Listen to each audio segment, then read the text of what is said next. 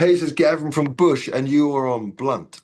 Here's a man that needs no introduction at all. It is Gavin Rossdale of Bush. Congratulations on the brand new album, I Beat Loneliness. I've got to say, it's very refreshing to hear someone like yourself tackle these kind of issues head on. I can imagine it'd be time on the road would be very challenging and that sort of thing. So were you able to relate a lot back to that? Yeah, I mean, I think that, for me, loneliness as a theme, I mean, look, Glycerine, I'm never alone, but I'm alone all the time, or there's loneliness is a killer. I have one record.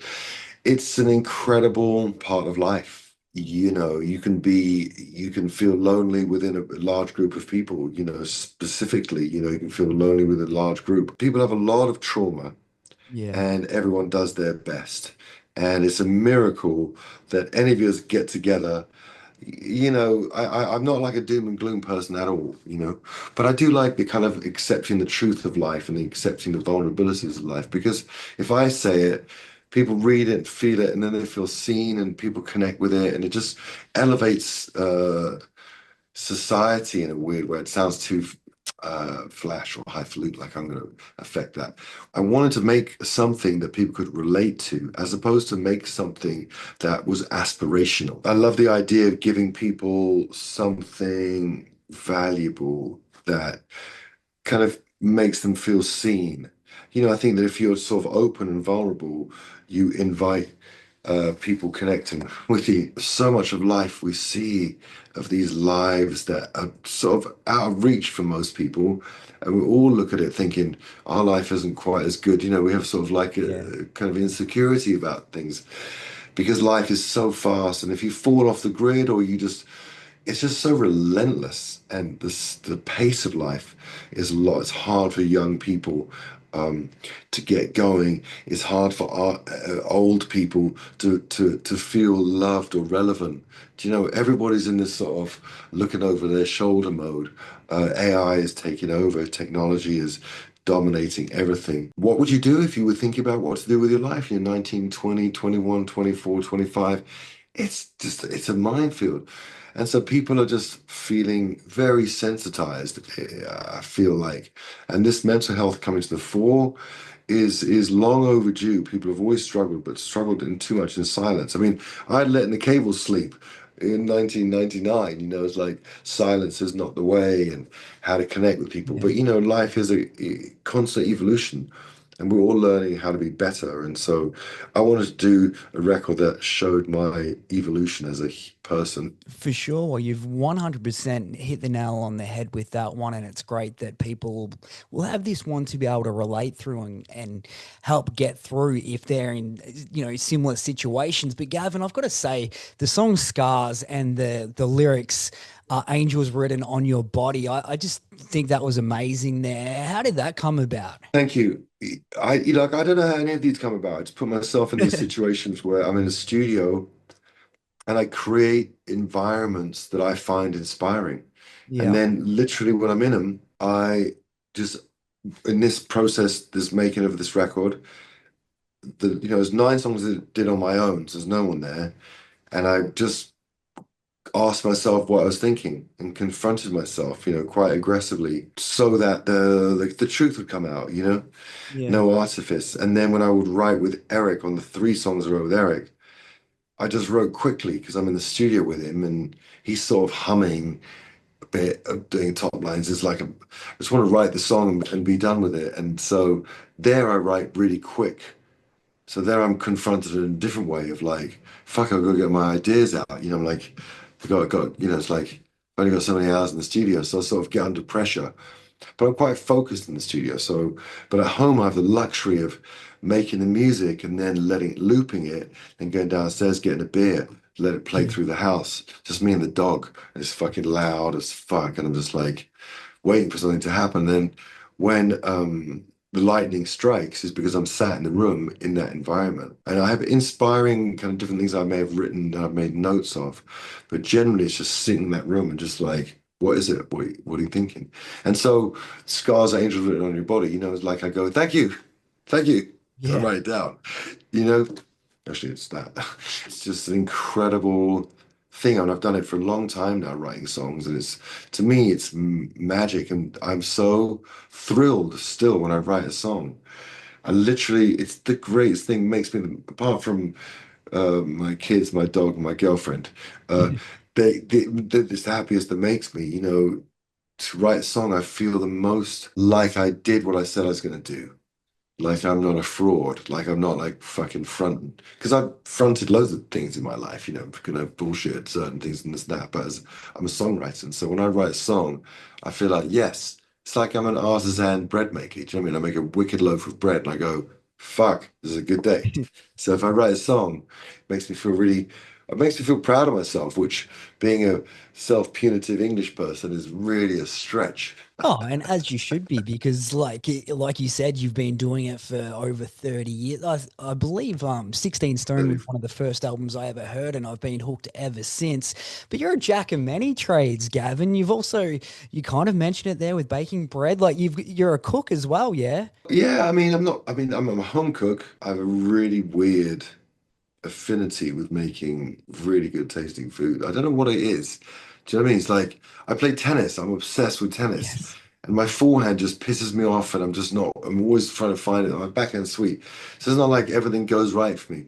But for some reason, I can really cook. I don't know why. It just was a very natural alchemy for me, very natural passion, connection. I practice it a lot. I've got hungry kids that live with me. You know, Yeah. my boys. My girlfriend's got a great appetite. It's just I'm constantly cooking when I'm home. I just was trying to think of something to stay home. As usual, there's something. It looks I look way smarter than I am because I did the show because I wanted to stay home, be with my boys, and also I wanted to control my narrative. When I tried to do the first two, that you know, the pilots were done before podcasts. I had a lifetime of being edited by everyone I spoke to. I was always filtered. And Yeah. if I ever went on TV on a show, it was like a 2 minute segment on, you know, on a late night TV show. So I was like, fuck that. I don't like this no voice bullshit. So I thought, we'll have a TV show, you know, be yourself. What can you do? I can't do much. I could sort of give tennis lessons to a bunch of people, then a bunch of people I couldn't. You know, I'm not that good. I'm like, you know, like medium. I thought about this thing about originally it was going to be six people, and then it was then I was going to have dinner, I had dinner with John Favreau to see how he did this show called Dinner for five.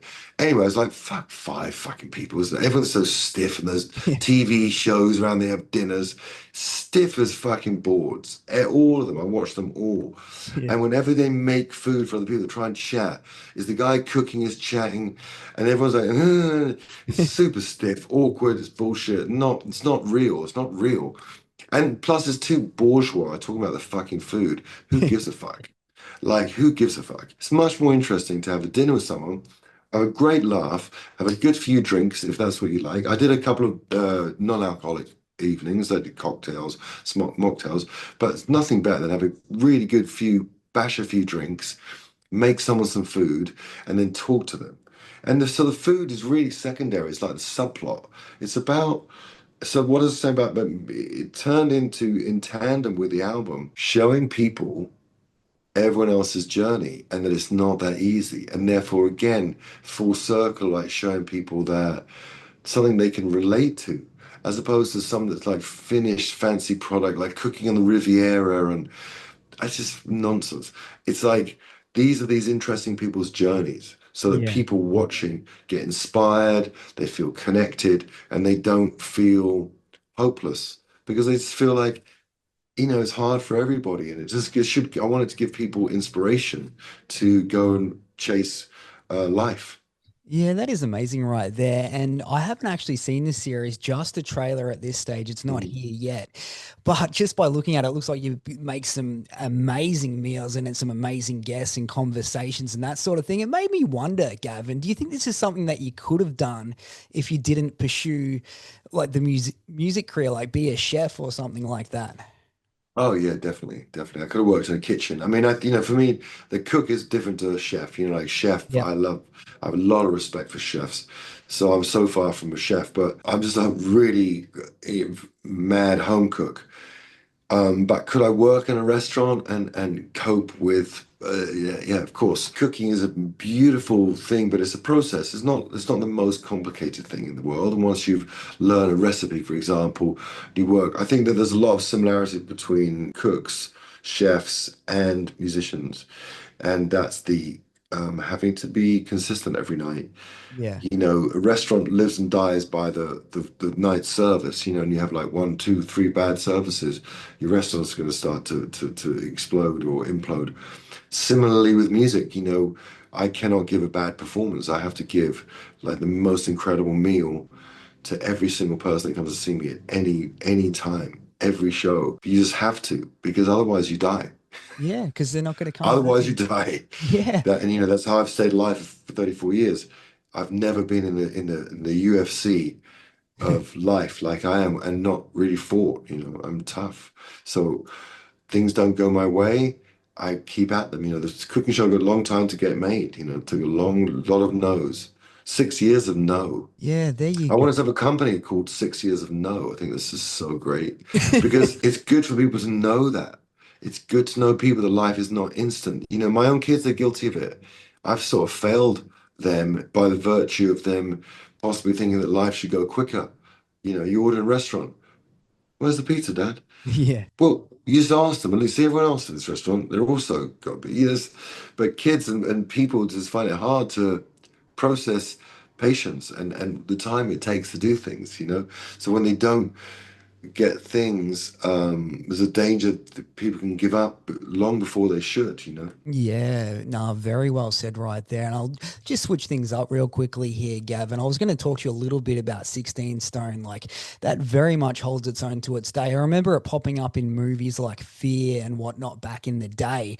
But then just recently it popped up on like AEW, like the wrestling. What does that mean to you that a It song in did. that album has held up so much to this day, 30 years on? What's so funny is I sometimes introduce the songs that we play from 16 Stone, and I try and emphasize the innocence with which all those songs are written. Yeah. They're written on the back of two failed bands, 5, 6 years of disappointment and no, and disillusionment. Well, not disillusionment, because look, I stayed the course, but a few years of failure. I mean, you can say failure if you're a negative person, or you say if you're a positive person, you say I was learning my craft, and I actually 100%. found out the band. Like the first band I was in, I'd sort of just got a guitar. I was barely able to play like some four busking chords. So no one asked me my musical opinion. I was just struggling on my own when I was trying to learn how to play a C. And then then that band broke up. Then I was in a band with a guy who's actually a really great guitar player, Emil, but he's a blues guitar player, which is my least favorite type of guitar. Made an entire rock career avoiding the blues. I've had in the slide on Zen, possibly there's Nigel, but I don't have blues changes, I don't have blues solos, nothing bluesy about Bush, nothing, Yeah. right? And I'm really proud of that. So I learned what band I didn't want to be in by being in that middle band. And then I started writing on my own, and I wasn't very good at writing or playing, but I just forged it. And so I've maintained that sort of feral quality ever since. Yeah, oh, I love that right there. And hey, I've got to ask you, you were mentioning before, like you're very good at tennis, or well, you love tennis. I didn't say I'm good yet. My You didn't. backhand's really good. My forehand's gonna be better, but shit, yeah. I was going to ask, did you ever get into the England versus Australia cricket side of things back in the day? I did not, mate. I have a couple of great Australian friends. Darren Cahill, the tennis coach, the ex-player, of course, Agassi, now Sinner. So I have such great connections with some beautiful Australian people. That's all I think about with tennis and down there. Well, the last time I went on tour, actually, Darren set me up with like a number of years back with on my tour tennis stops everywhere. Oh, It no. was so good. I got to do that again. Big tennis guy. No, I love that right there. And have to ask, is there any word on the world tour heading our way? Yeah, there's distinct discussions right now. I'm always mad for coming to Australia. and enjoy myself there. And I always wonder why. I have very excited times, and I go, "Why am I coming back next year?" And it's always like murmur, murmur, murmur. They always say it's quite difficult for bands to get that. But there's two options being discussed right now, and may the best tour win. I'm going to be there and do a great show. But yeah, the intention totally is to come there. Oh, I can 100% agree with that. I actually took my daughter to see you first show out of COVID, whenever that was, with Stone Temple Pilots, and that was her first Wow. ever show, and she was just blown away. So very much hoping we can do it again. Yeah, I'm much better than that now. I was unwell then. Oh, I really I wasn't well. appreciate I that. wasn't good. I'm a much better singer now. I was having a bit of trouble at that point. Oh, there So you listen, go. if she's going to come back, that's great, mate. That's great. 100%. Push's brand new album, I Beat Loneliness, is out now, hopefully heading our way soon. Be sure to check out Gavin's cooking show as well. That one heading our way on Foxtel and Binge on September 17th. Thanks so much for joining us, Gavin. All right, mate. Thanks a lot. Cheers.